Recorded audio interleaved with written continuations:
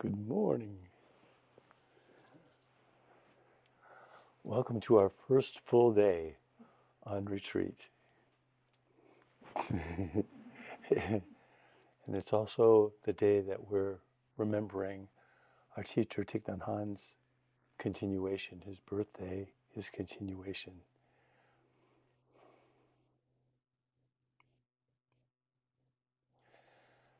I'd like to begin today by inviting you to simply sit with and be with in just a few words what comes to mind when I'm asking you, what is your core purpose? What is your purpose? Just in one line. Don't make this hard. You already know it because you're living your life. What's your purpose? For some, it's to live long, die happy. What is your purpose?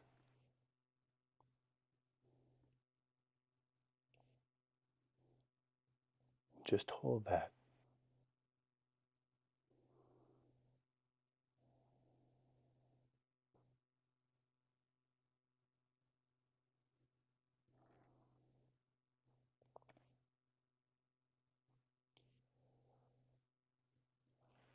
So you might be asking the question, I wonder what my core purpose has to do with suffering and liberation and the interbeing thereof.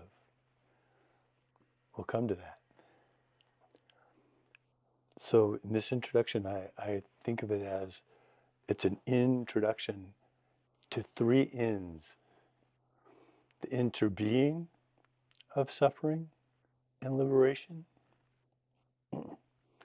the intersection of suffering and liberation, and the interpenetration of suffering and liberation. So for those of you who are new to our practice in our community, and we are we are practicing in the tradition of Thich Nhat Hanh, and several of us, those of us you see wearing the brown jackets, are members of the order of interbeing. So what is interbeing? Interbeing is that all things, past, present, and future, are connected in this intricate web of beauty. So inner being, when we think about inner being of suffering and liberation, it's how they are. And they intersect. They're not separate from each other. They interpenetrate. They more than intersect. So our, our teacher often spoke in the dialectic of opposites. For example, up and down, seeming opposites. Because what's this? It's up of that, but down of that. With the stick, there's for you left and right, but for me, right and left. And even if we held right and left, so what is this? This is right of that point, but left of this point. So I am positing that our suffering is like this, that it's on a continuum and that we can touch it in that way.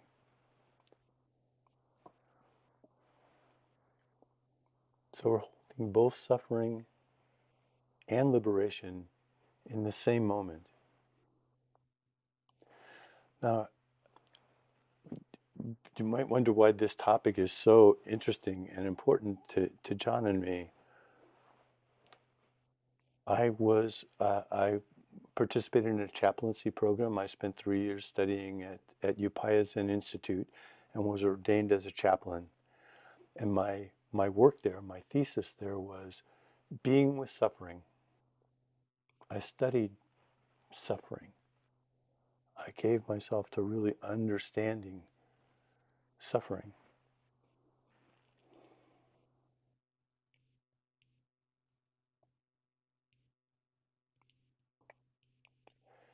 I think about what the the the Buddha knew, because that was my big question throughout my chaplaincy program, is what did the Buddha know that helped him to step forward in the world to relieve suffering, to invite the relief of suffering. John will talk about the Buddha's awakening moment in one of his talks. Well, we know that the legend is that the Buddha gave himself to really understanding his his place in the world, to understanding the suffering that he saw in the world, and that on one of the mornings after he'd really dedicated himself for days to waking up, he looked up and saw the bright morning star. In that moment, he was awakened. And his first teachings after that were the Four Noble Truths, the truth of suffering, that there is suffering, that there is a cause of suffering, the second truth, that the third truth, that suffering has an end, a cessation. And then the fourth truth is that there's a path leading to that cessation of suffering.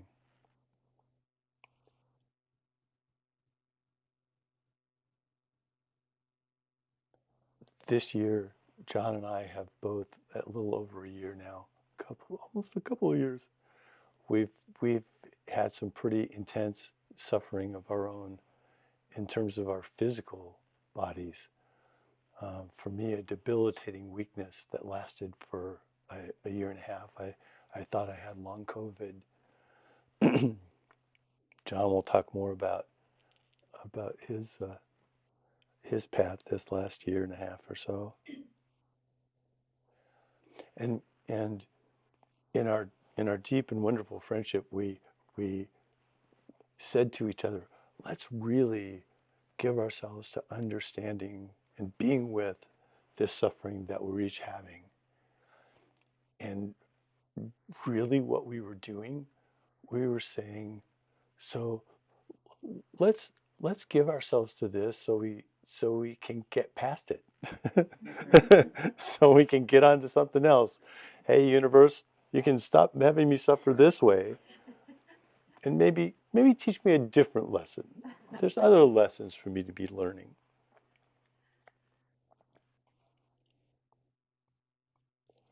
So let's begin by defining some terms. So the word suffering. So close your eyes, and how do you define suffering? Or maybe can you touch the experience of suffering in your mind and in your body?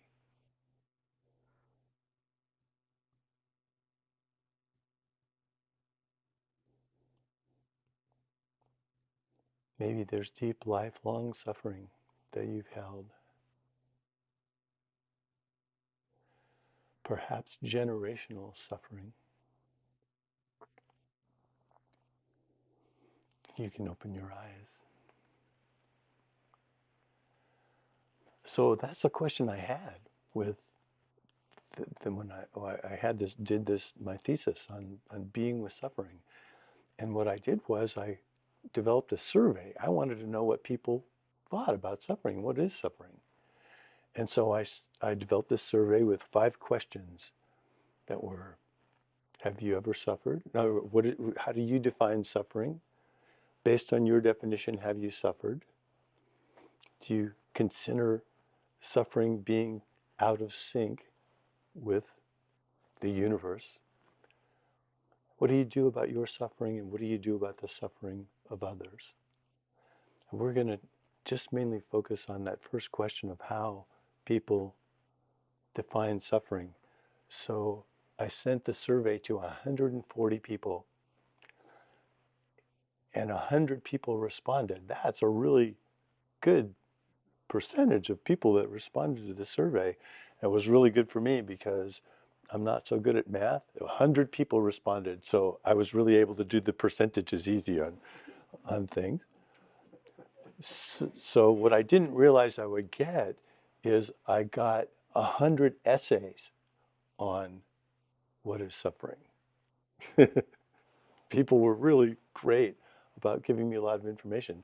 And so what I ended up having to do was I cut all the surveys up into little pieces and put them on the floor, and I grouped them according to kind of where they kind of all kind of came together and made sense. And so I came up with people gave me all these ways of looking at suffering. So I'll just read some of them and see if they ring true to you or even ring true with what you were thinking as you contemplated suffering. So suffering involves physical, mental, and emotional pain. Suffering is the nature of living. Suffering can be a teacher. It arises from within and from without. Suffering is a story I tell myself about my situation or my pain. The source of suffering can be real or imagined. Suffering is determined by its degree of difficulty. It is a state of mind, state of being. Suffering is resisting and rejecting the way things are. Suffering is sometimes not deserved by those who experience it. Suffering seems to have no end, no relief, no resolution. Suffering is being out of sync with the natural order of the universe. It's overwhelming. People wrote about the opposite of suffering. We'll talk about that in a moment. And that there are skillful means for dealing with suffering and infinite manifestations of suffering. But the number one answer that people all pointed at, suffering is in the eye of the beholder. What is suffering for you may not be suffering for me. It's an individual and personal experience.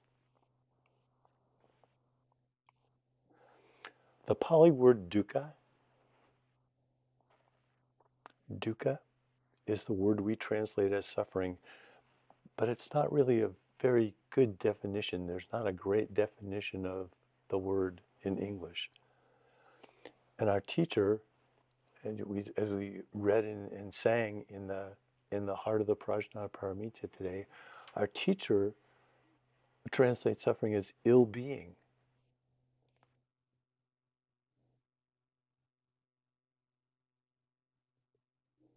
Suffering can be,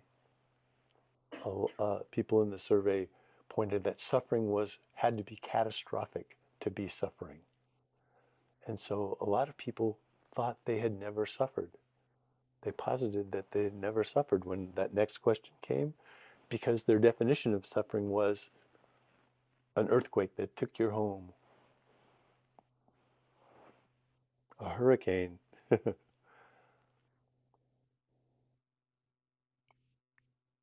a loss of a family member. People who had taken the survey, some of them had never experienced the loss of a family member.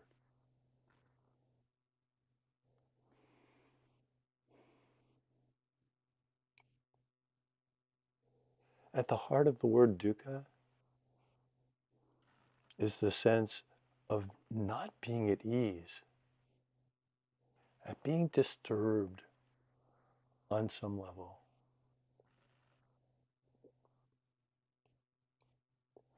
An important thing that rings true for me after years of practicing the suffering is that suffering is in the mind of the beholder, and that suffering is in the mind. So where do we suffer? We have pain in our body. We have a painful thought. Suffering happens up here. If suffering is our response to something out there or something going on in our bodies, suffering is happening here in the mind. And I don't know about you, but I can't trust my mind. I can't trust my mind.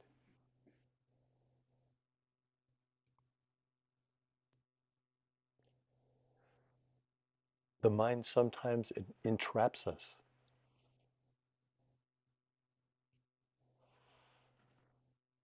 The mind tells us stories about how things are, and then we believe the stories.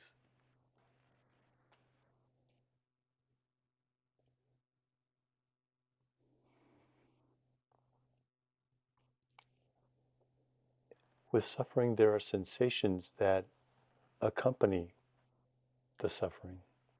As I invited each of you to just spend a little time actually being with suffering, bringing suffering up.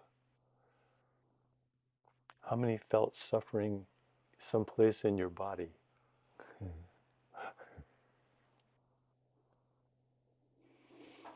There are sensations in the body sometimes that are the results of thoughts. So John and I have been exploring for the past 5 or 6 years, maybe a little bit longer at this point, this notion of core suffering, that we each have some core suffering that we're dealing with it. And it's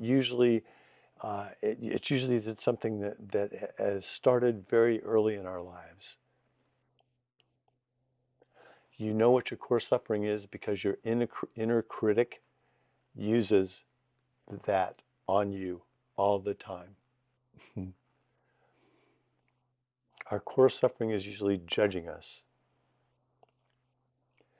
There's a voice in our head. Our core suffering might be, I'm not good enough. I'm not smart enough. I'm not included.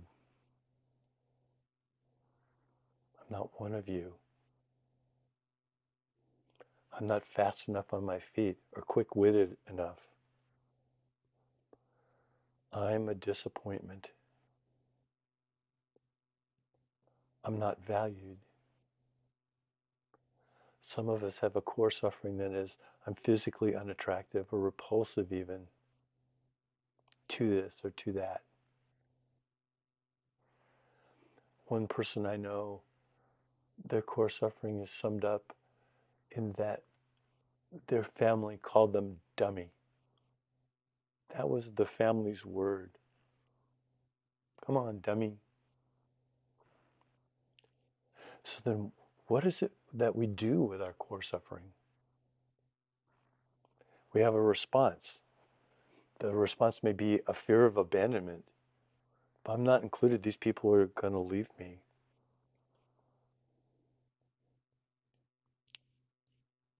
We may feel excluded all the time. Some of us respond by becoming the best little boy in the world or the best little girl in the world if there's judgment about us not being enough. I'll show you. And we bring that forward in our lives, all of these things. I know someone who was told by his family, you're the black sheep of the family. Can you imagine? So his whole perspective was, I'm the black sheep. I'm the one that doesn't fit.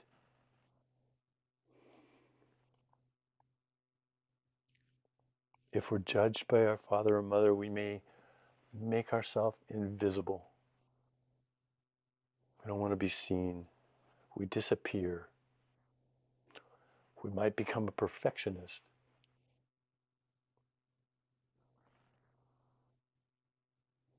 Hypervigilant, maybe.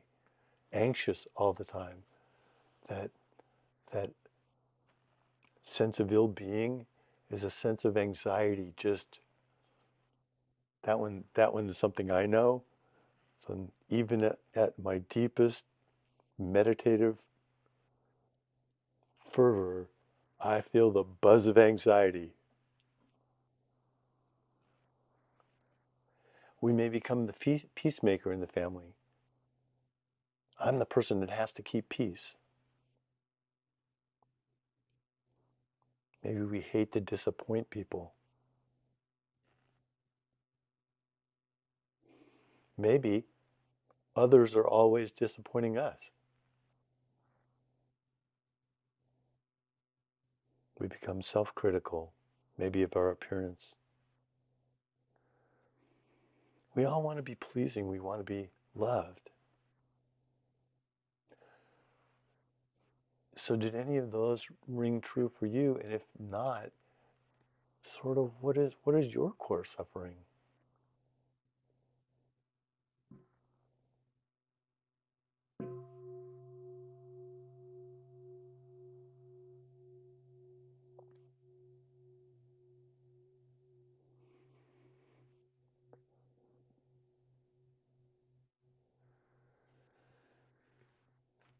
And in asking the question, I'm inviting your experience rather than to think about concepts. What is your experience? Is it any of those things?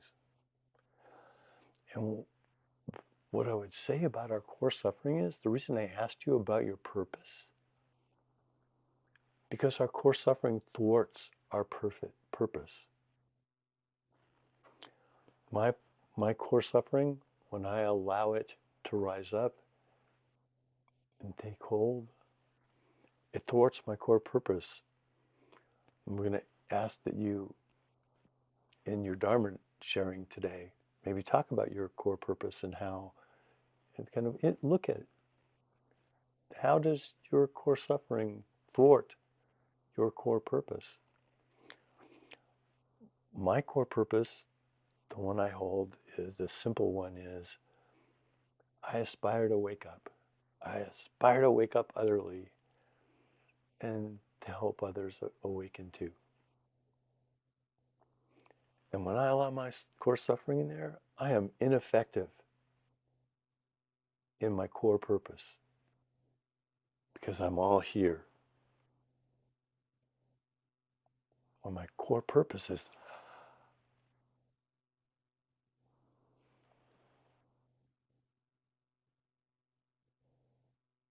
let's talk about liberation now. Let's do it the same way. So, how do you experience liberation? You can close your eyes if you want. You don't have to. What is liberation? What is the sensation of liberation?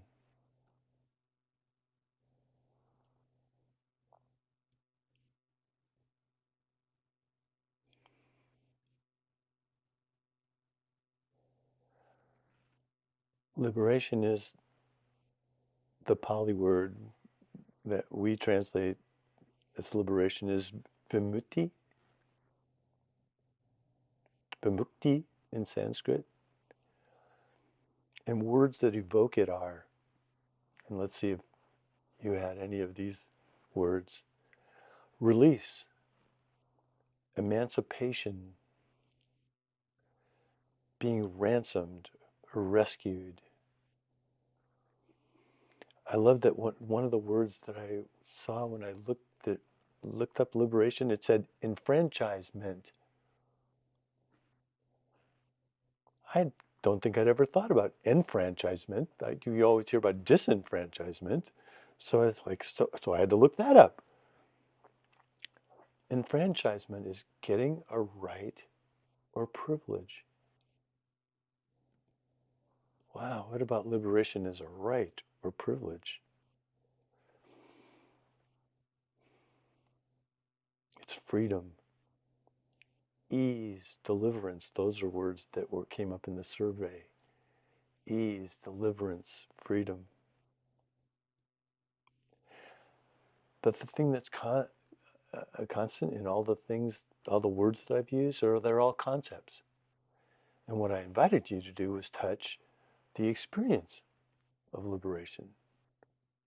And those words might reflect your sensation, your feelings. Maybe you have a different feeling, a different sensation. So when we say freedom, freedom from what? Freedom from samsara. Samsara, for those of you who are new to this, samsara may be a new word for you. And samsara points at the endless cycle of birth and death. And not just physical birth and death, but that in every moment of every day, we're experiencing a birth and a death of that moment. The birth and death of a breath in and out. The birth and death of a thought as it arises and falls away. Even the birth and death of an emotion as that rises and falls away. So freedom from samsara, this endless cycle of birth and death, this endless cycle for us of being caught in our stories. We're all the stars of our own stories, right? As a friend of mine says, you're the star of your movie. Liberation is release from being caught in our story of woe. The word nirvana comes up. Anybody think, hey, freedom is, or liberation is nirvana? What does that word mean? Who's thinking of the band? Nirvana is a fundamental state of bliss. And our teacher describes nirvana is freedom from view, freedom from views, having a view, freedom from being caught in concepts.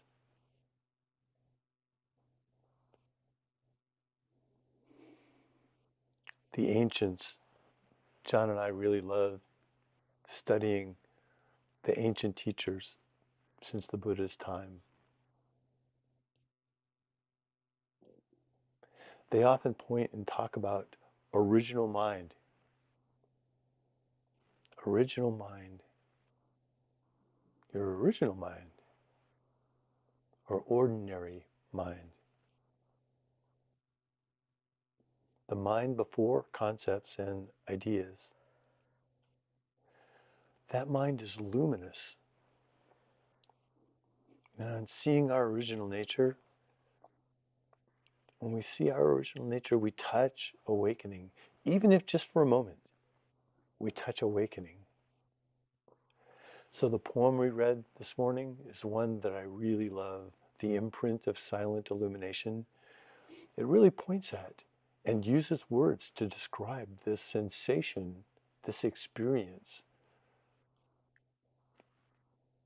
of awakening. Silent and serene, one forgets all words. Clear and vivid it appears before you. In darkness, it glows in brightness.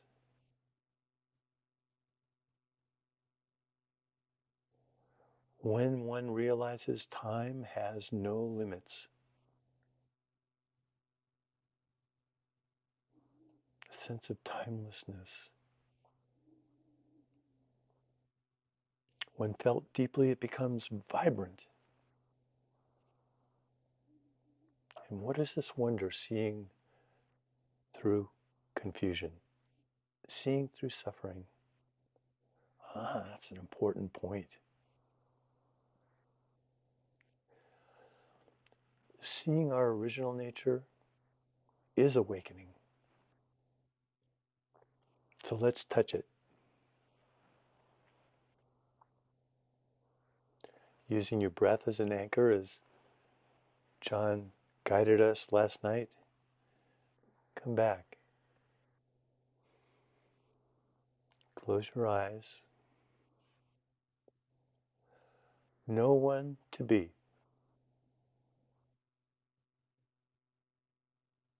Nothing to do.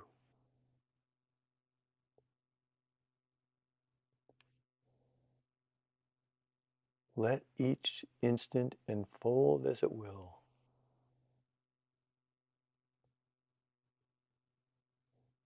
No resistance anywhere. Let the wind blow right through you.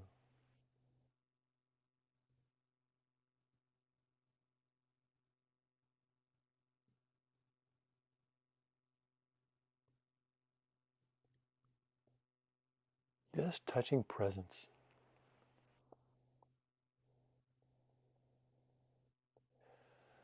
So I've been practicing for half my life now. Almost half. So like 5 and 6 years ago, John were like, we've been practicing all this time. How come we're still suffering? Was Didn't we get this promise of there's suffering and it has a cause and there's cessation and you can have it?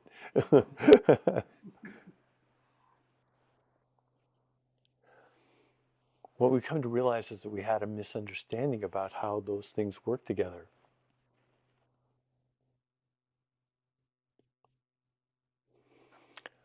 Our practice doesn't magically wipe out our suffering, never to be seen again. We're invited to practice with our suffering. The heart of what I want to say today is that suffering is the path to liberation. Suffering is the door to liberation. Our suffering is the key to the door on the path to liberation.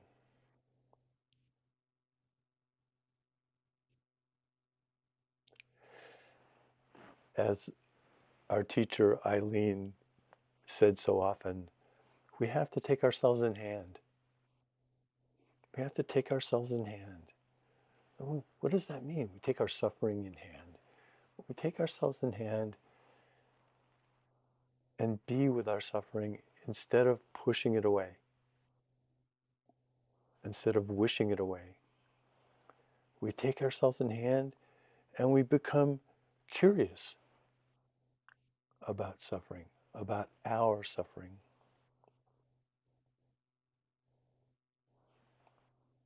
Liberation is not turning away from the suffering, welcoming it, asking, what can this suffering, what can my suffering teach me about liberation?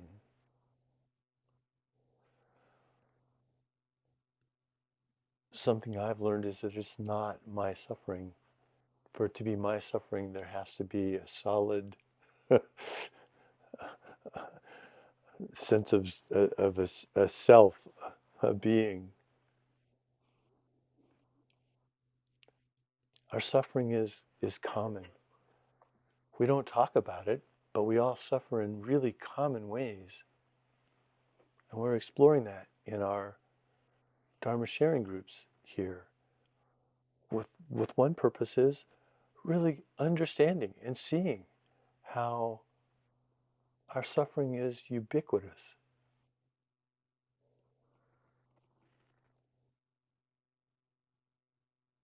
Remember that suffering is in the eye of the beholder. The suffering is in my mind. It's in the mind. My implies also a solid sense of self.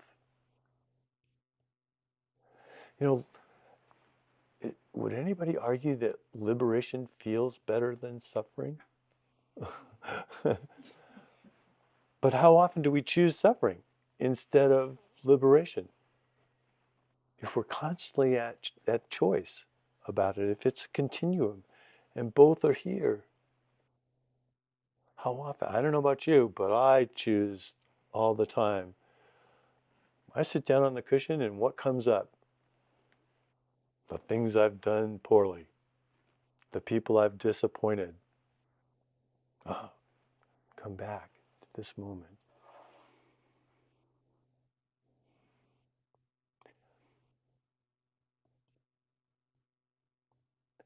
When I do let myself celebrate, so, well, I did that pretty well.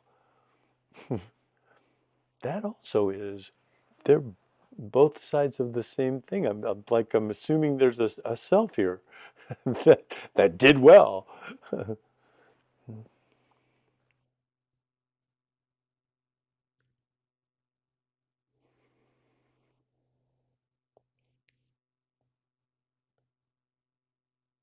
I choose to torture myself with my thoughts until I remember that liberation is available and it's available right now. So why do we sit? Why do we do this sitting meditation? It's so we can practice mindfulness. Well, what is that? When we're sitting and practicing and we're following our breath and using our breath as an anchor, we're training ourselves in staying in the present moment. We're staying in training ourselves in being here in this moment of awakening.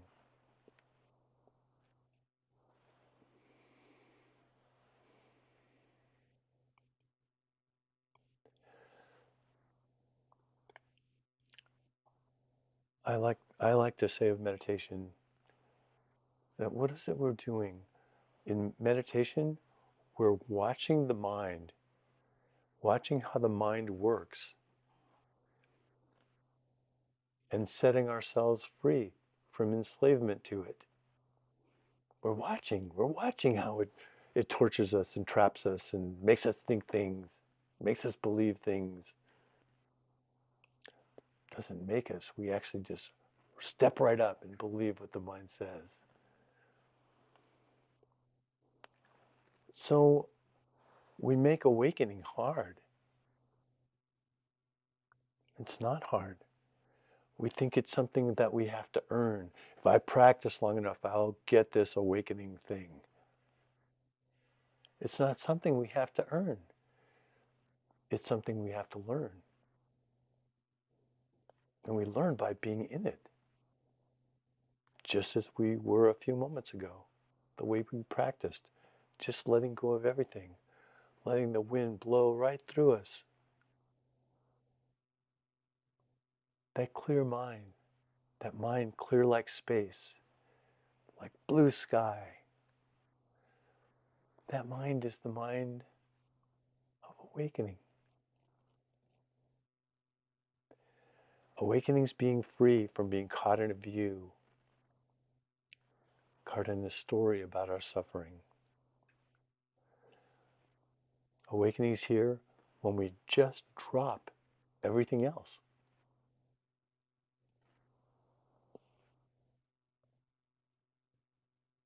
including our concepts, including our ideas. That is liberation.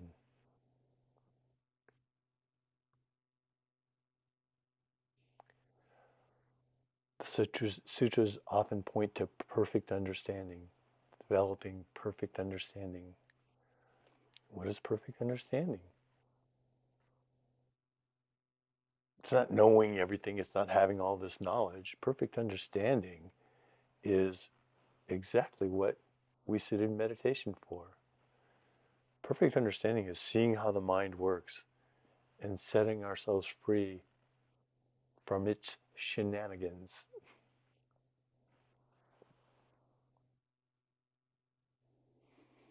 The only way to experience it I know of is in mindfulness. And that's why we sit. We sit to develop the habit of coming back. For those of us counting our breath, are we counting our breath so we really get really good at counting to 10? We're counting our breath because with each breath, we're coming back to this moment.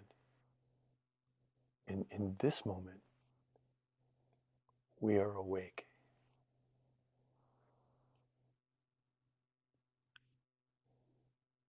So I'd like to do another exercise before we end. That is, so bring yourself, let's bring ourselves into present moment meditation, just as we did before.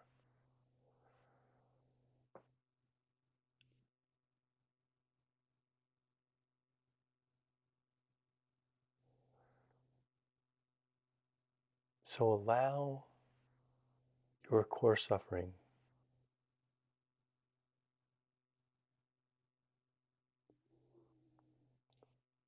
whether you touch it through words, I'm not good enough, I'm not smart enough, I'm not wanted, I'm not included, or whether you just touch it through the sensation, the felt sense in the body of suffering, core suffering or otherwise.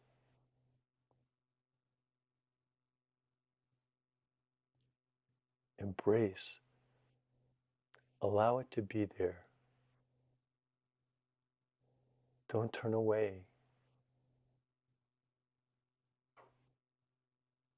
Feel the ouch.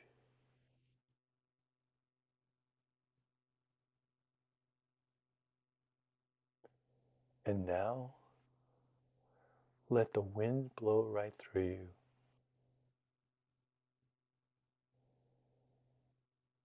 Let the wind blow right through you.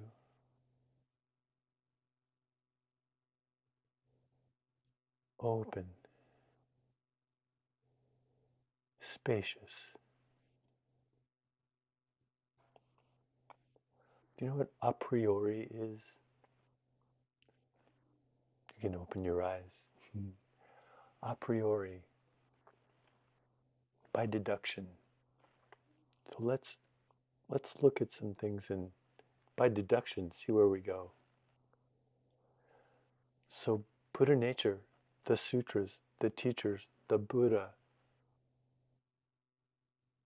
all of our teachers, our ancestral teachers teach us that Buddha nature is our birthright. It's a birthright.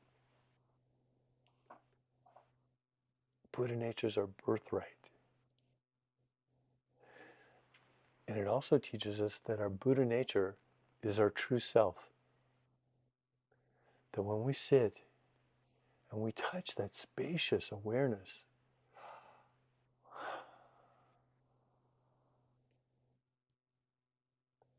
there's my true self. I interbe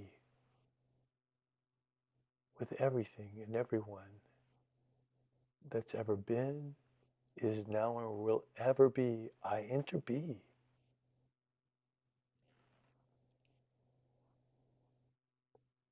Buddha nature is your true self. Your true self is your awakened nature.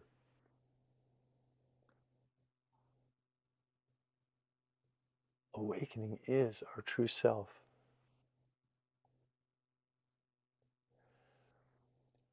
Your awakened nature is liberation.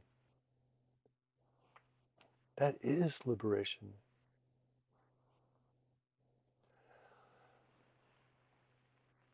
So if that is liberation, and that is your true self, then your birthright is liberation. It's a birthright. It's freedom from samsara. It's a birthright, and not something that you have to earn. It's something that you have to learn. So we don't just necessarily know that. Our practice awakens it in us. So it's available in every night, every moment. Just coming back again, liberation is the act of seeing through the shenanigans of our mind, of the mind. Another way of saying it is that liberation appears when we see through our suffering, see right through it. So great suffering